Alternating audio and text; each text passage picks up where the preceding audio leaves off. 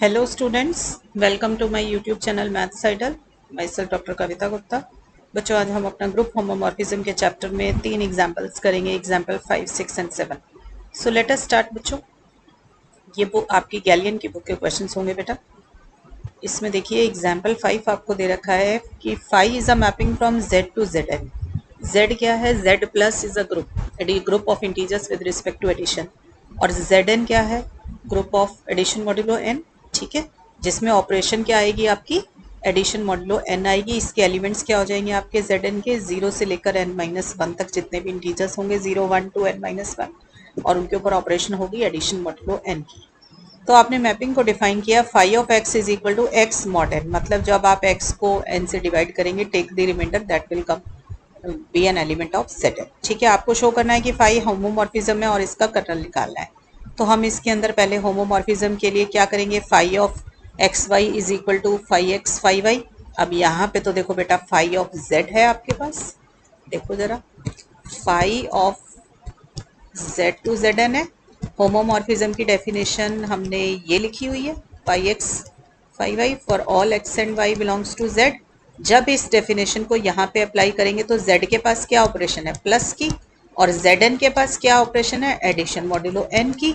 तो यहाँ पर जेड की ऑपरेशन लग जाएगी और यहाँ पर फाई एक्स और फाई वाई जेड एन के एलिमेंट है, तो यहाँ पे जेड एन की ऑपरेशन लगेगी। तो मेरा क्या प्रूफ करना है? Phi of x plus y is equal to phi x इधर, फाई वाई इधर, और इन दोनों के बीच में ऑपरेशन आनी चाहिए कोडोमेन की।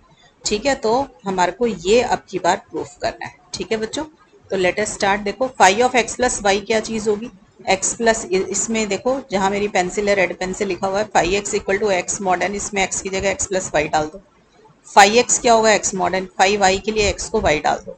ठीक है, अब आपको थोड़ी सी प्रॉपर्टीज पता होनी चाहिए मॉड की।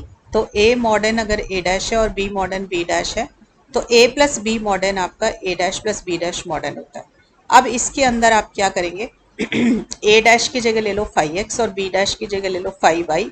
ए की जगह एक्स और बी की जगह वाई। तो आपका क्या बन जाएगा? X plus y mod n is equal to phi x plus phi y mod n. बन गया ये। तो मैंने यही चीज यहाँ लिख दी है, आपको यहाँ पे रूल समझा दिया और यहाँ पे लिख दिया। अब देखो, एक्स प्लस वाई मॉडर्न क्या था, इधर देखें जरा, इक्वेशन पहली जो लिखी हुई है फाई एक्स प्लस वाई, तो इसकी जगह मैंने लिख दिया फाई एक्स प्लस वाई।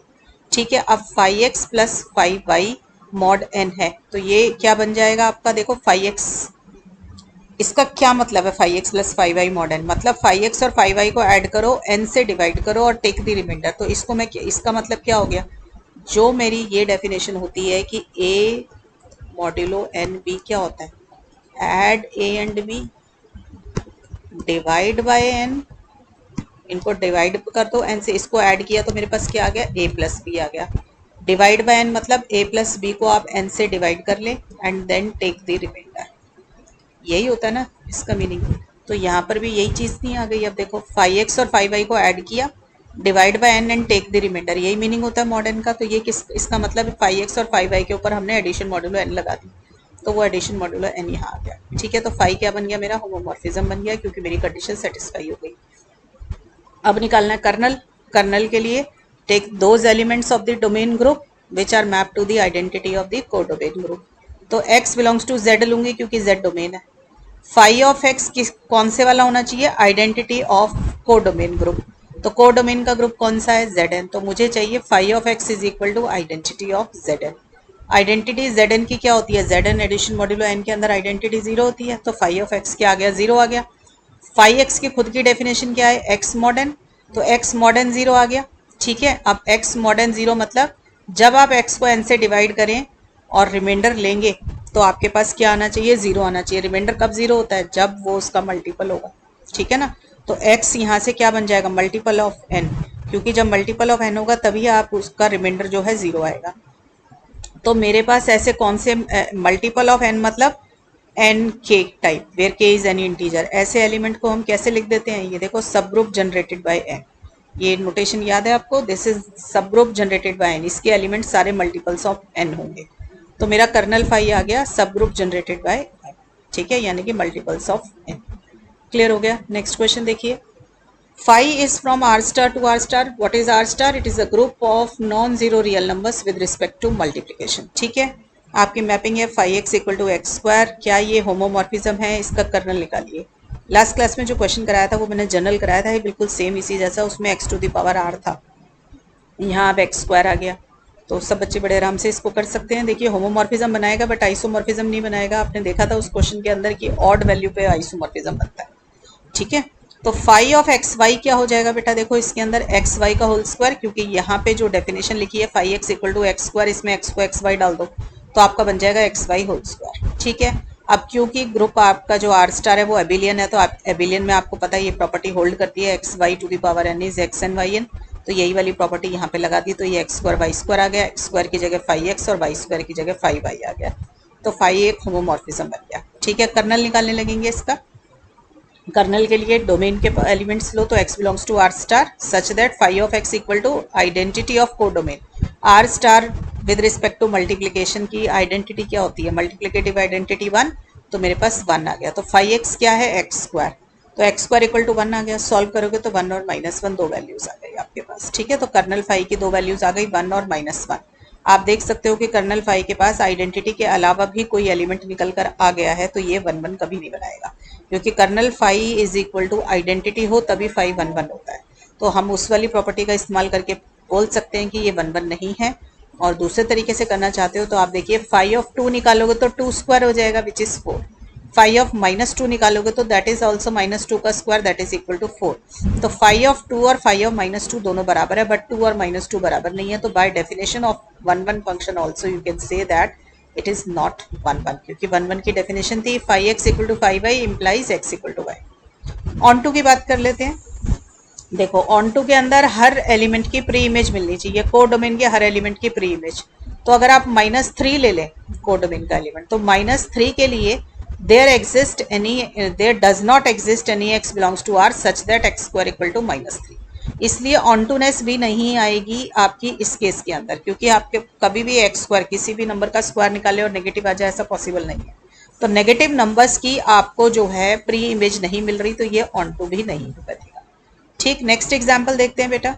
देखिए phi is from R plus to R plus defined as phi x equal to x square. तो क्या फाई होमोमॉर्फिज्म बनाएगा? तो आप इसके अंदर फिर से लगाएं। देखो अब r के साथ प्लस का साइन है, तो अब मेरी होमोमॉर्फिज्म की डेफिनेशन बन जाएगी phi of x plus y is equal to phi x plus phi y. ठीक है, तो मैंने phi of x plus y ले लिया। अब यहाँ पे x को x प्लस वाई डालो जो डेफिनेशन दे रखी है, तो मेरे पास आ जाएगा x plus y whole square. तो x plus y whole square is never equal to x square plus y square. ठीक है, इसमें क्योंकि 2xy की टर्म भी आ जाएगी ना, तो वो इसको होमोमॉर्फिज्म नहीं बनने देगी। So it is not a homomorphism. Next example देखिए बेटा। आपके पास है फैक्टर ग्रुप ले लिया z बाय सब ग्रुप जनरेटेड बाय 3, और यहाँ पे है z6 मतलब एडिशन मॉड्यूलो 6। और इसका आपको पता है फैक्टर ग्रुप का एलिमेंट किस फॉर्म का होता है? देखो जरा फैक्टर ग्रुप, अगर आपके पास g बाय n है तो आपके पास फैक्टर ग्रुप के एलिमेंट किस फॉर्म के हो जाएंगे? आपके पास यहाँ पे देखिए आपका ग्रुप कौन सा है, यही वाला ले लो ना, z प्लस दिस है ना। तो आपके पास फैक्टर ग्रुप के एलिमेंट जैसे यहाँ से g से कोई भी एक एलिमेंट लेंगे और उसको इसके साथ लगा देंगे, तो x प्लस एन टाइप या एक्स एन जिस भी तरीके से आप लिख लें, आपको मतलब इनके बीच में ऑपरेशन वही लेनी है जो ग्रुप g के पास हो। ठीक है, तो मेरे पास z के पास कौन सी ऑपरेशन है? प्लस की है। तो आपने इसका कोई एलिमेंट लिया x और नीचे का आपने ग्रुप इसके साथ वो लगा दिया, तो x प्लस सब ग्रुप जनरेटेड बाय 3, ये आपकी मैपिंग बन गई। ठीक है, तो ये क्या लेगा? दूसरी साइड पे एलिमेंट 3x ले लेगा। ये मैपिंग तो आपको क्वेश्चन में डिफाइन करके दी हुई है। आपसे पूछा गया है कि क्या ये होमोमॉर्फिज्म बनाएगा? तो होमोमॉर्फिज्म की डेफिनेशन के लिए पहले हमें देखना पड़ेगा कि मैपिंग वेल डिफाइंड है कि नहीं है। ठीक है, हमेशा ही देखना होता है। ऊपर वाली जितने भी क्वेश्चन किए सब में वेल डिफाइंड था, तो हमने शो नहीं किया।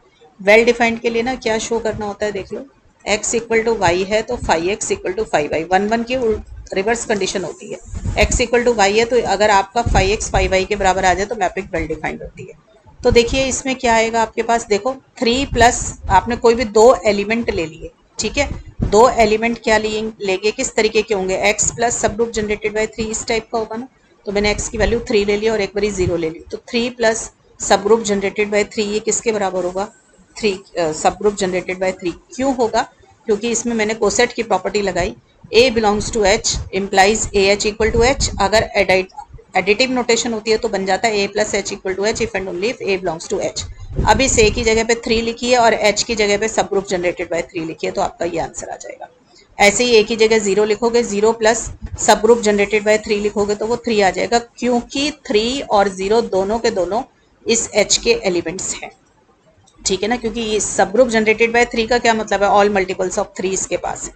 ठीक है ना, तो यहाँ पर ये 3 और 0 दोनों इसके एलिमेंट थे, इसलिए ये एब्जॉर्ब हो गया इसके अंदर, कोसेट की प्रॉपर्टी का इस्तेमाल किया। तो मुझे पता चला कि ये दोनों नंबर, ये जो दोनों नंबर है डोमेन के नंबर, इन दोनों की वैल्यू सेम आती है। ठीक है, तो आप ये चीज 6 पे भी ट्राई कर सकते हैं। ठीक है, 6A0 ठीक है, तो आपने ये देखा कि ये दोनों number x equal to y वाली कंडीशन को सेटिस्फाई कर रहे हैं, तो मैं देखूंगी कि क्या 5x इक्वल टू 5y भी है।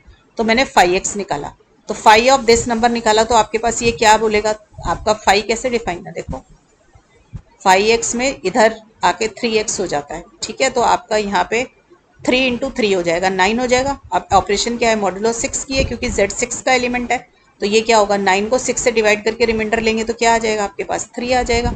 ठीक है, तो आपका आ गया 3। ऐसे ही 5 ऑफ 0 प्लस दिस निकालोगे तो क्या हो जाएगा, 3 इंटू 0, आपने कुछ नहीं किया, सिर्फ x की जगह पे 0 डाल दिया ऊपर डेफिनेशन में, तो 3 इंटू 0 0 हो गया, 0 मॉड 6 क्या होता है, 0 होता है। तो आपने देखा कि x और y तो बराबर है, x इक्वल टू वाई की कंडीशन सेटिस्फाई हुई, but 5x is not equal to 5y, therefore the mapping is not well defined. अगर वेल डिफाइंड ही नहीं है तो वो फंक्शन ही नहीं है, फंक्शन ही नहीं है तो होमोमॉर्फिज्म की बात ही नहीं होगी।